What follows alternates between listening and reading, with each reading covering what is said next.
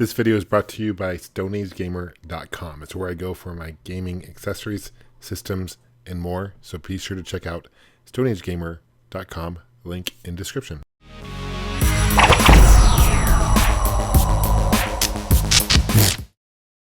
How's it going, guys? My name is John with Gamester81.com. In this episode, I'll be reviewing the new EverDrive flash cart for the NES. This is available at a site called StoneAgeGamer.com. I'll put a link. I'll go over the pricing here in a second because there's different tiers and levels that you can purchase depending on what you're looking for. But there's other EverDrive flash carts available on Stone Age Gamer, including ones I've reviewed in the past, Sega Master System, Sega Genesis, Nintendo 64. There are even ones on there including the Sega Game Gear, Super Nintendo, even the TurboGrafx 16, to name a few. So, really cool site. They also have these shirts here I picked up. I'm wearing a Bible Buffet purple shirt. I think you have to be a manly man to wear purple well, and I think I pull it off. Maybe. So you're probably wondering, what is an EverDrive? And you might not even know what a flash cart is. Well, for those who don't know what a flash cart is, basically what a flash cart is, it's a cartridge that has a slot for an SD card. And you can load game ROMs onto this cart, and you can basically play these ROMs onto the original hardware. So it's kind of like emulators, but it's not, because you're actually playing it on the original hardware. So for example, a lot of emulators are either done on PC or maybe a handheld, for example, and there might be some slight sound issues, there might be some slight color issues, might maybe run a little slow or fast, where this is you're actually playing on the original console. So for me, for example, if I load a Super Mario Bros. 3 ROM onto this cart, it would play the same as if I were to put in a Super Mario Bros. 3 cartridge, which is awesome. So there's several reasons why I actually like flash carts, and I know it's kind of controversial. A lot of gamers believe that if you play emulators or if you play ROMs, it takes away from your wanting to go out and collect games. That is farthest from the truth for me. I love the hunt, and I love the thrill of the hunt to find games. It's just part of who I am, and if anything, this really motivates me to want to go out and find games. But with NES games particularly, they can get very, very expensive. One game, for example, that I really want is Little Samson. And that game goes for hundreds of dollars loose. And it's gotten to the point where it's almost price prohibitive for many collectors, including myself. And it really takes the enjoyment out of collecting. So at least with this, I'm able to play the game on the original hardware. It makes me want to go out and find it if I can get it for a decent deal. So one big reason why I like flash carts is convenience. I can load all the games onto one cart. I don't have to hunt and peck and find where my game is in my collection and have a stack of games there. I'm a big proponent of having a physical copy. I'm old school. Trust me, I prefer to have the original game than ROM, but this is really the next best thing. Number two is, it really, for me, I believe it saves the games that I have. For example, every time I put a cartridge into a system and take it out, there's a minor wear and tear, especially with clone consoles. I feel like some of those have really tight slots. Trust me, guys, I love tight slots, but not when it comes to gaming, okay? And I feel like when you're pulling these slots out, it could potentially damage the boards. And also, a lot of these old games that have safe spots where you can save games have batteries in them to save that memory, to hold that memory. And batteries only last X amount of years. So there's going to be a point where I've been playing a game and I just won't be able to save games anymore. Where on a flash cart and on this EverDrive cart, I can not only save games, but I can save games at any point I want on a safe state, just like I would on the emulator, which is huge. In addition, I can put, actually there's a built-in Game Genie feature in here, so I can put any codes I want in here and use a Game Genie code, which is awesome.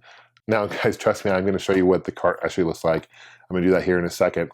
But I want to go over pricing first. So this is what they call the Deluxe Premium Edition. And I'm going to talk about the features here in a second, but basically what the pricing here is, it's almost $200. It's $199.99, so basically $200, which is initially up front.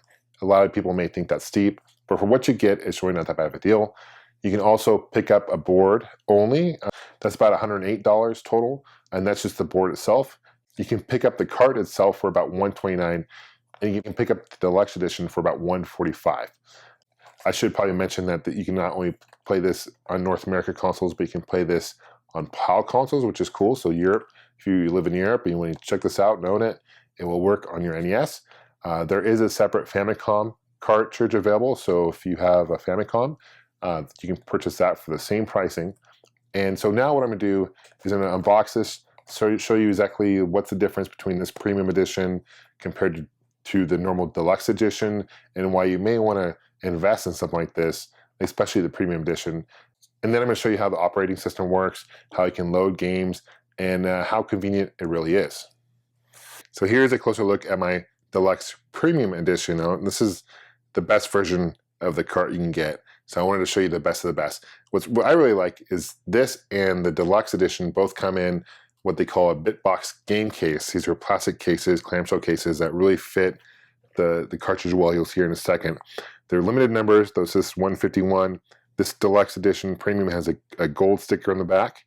And it just shows you what you're able to do on the back here as well. Krikz, I think that's how you pronounce it, Krikzz. I'm sorry if I'm butchering that name. He is basically the programmer, and you can go onto their website, Krikz.com, and you can basically download software updates. So that's huge. So for example, before you could only save 23 save states, where now you can do 30. So they're always improving that. They're improving the operating system. So always keep an eye out for that. And that's true with any EverDrive you purchase on Stone Age Gamer. There's no extra fees to do that, which is awesome. So you're probably wondering, John, freaking open this up already. I'm curious what the cart looks like. So let's check it out. It's pretty cool.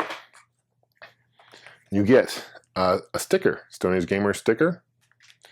You also get another sticker, the EverDrive N8 sticker. These are controller overlays for the normal controller. They won't work with the Dogbone NES controller, of course, but these remind me of the stickers that you get like Nintendo Power back in the day. This comes with 2. That's because it's premium. The regular deluxe one only comes with 1. Here is instruction manual. There's this advertisement for other EverDrives you can get. Basic controls. I also wanted to mention another benefit of having this is you can not only play NES games on it, you can play Famicom games on it, disk drive games on it for the Famicom. Of course, fans translated games. And for someone like myself, I'm actually producing an NES game coming out later this year, and I can actually play that game on the original hardware, which is huge. So here it is. This is what the cart looks like. You can see this particular one actually looks like the same color pattern as the console itself. So you get the light gray on top, you get the dark gray on the bottom. It's got the gold sticker in the back because it's the premium. The regular deluxe has kind of more of a black or gray, dark gray sticker here. This is also available in what they call a dark classic.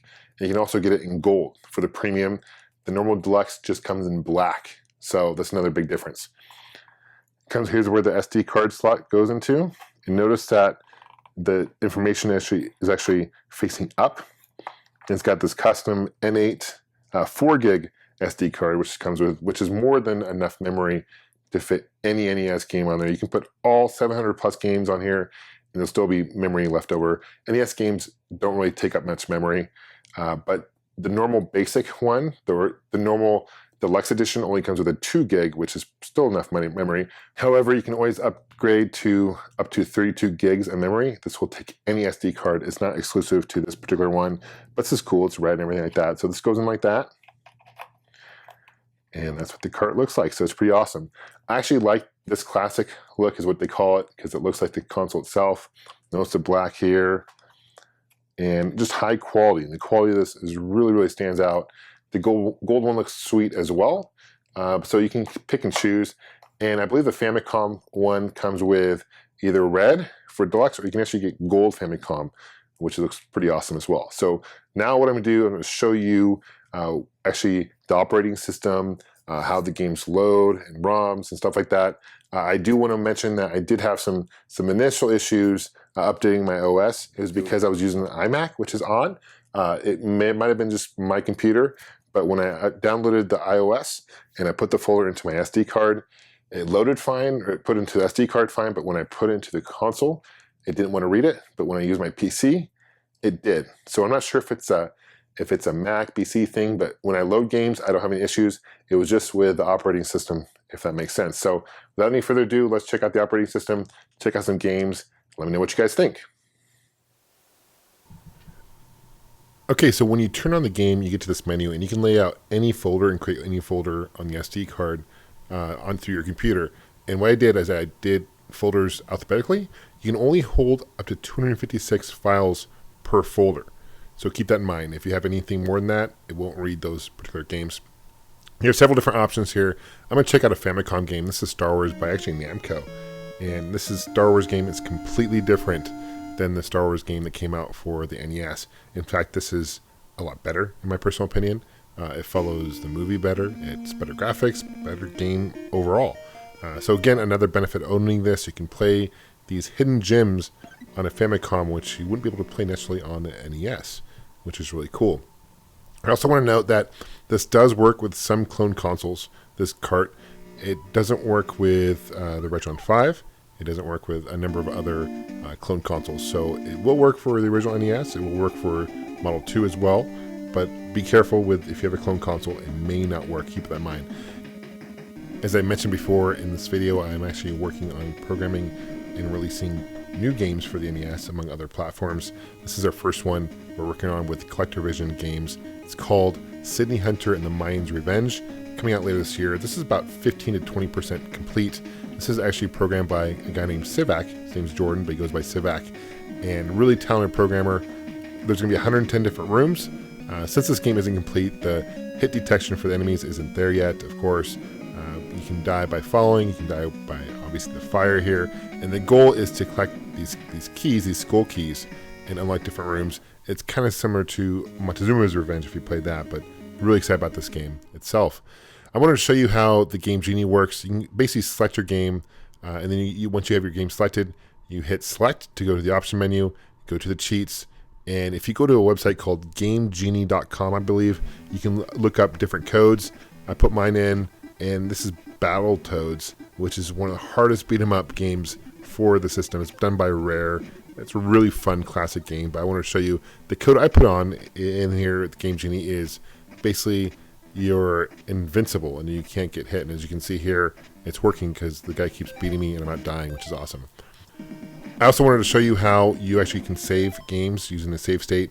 You want to push pause and then push down at the same time, and that will actually save the state. And then once you hit pause and up at the same time, it goes back to the previous save state, which comes in handy when you're playing very difficult games.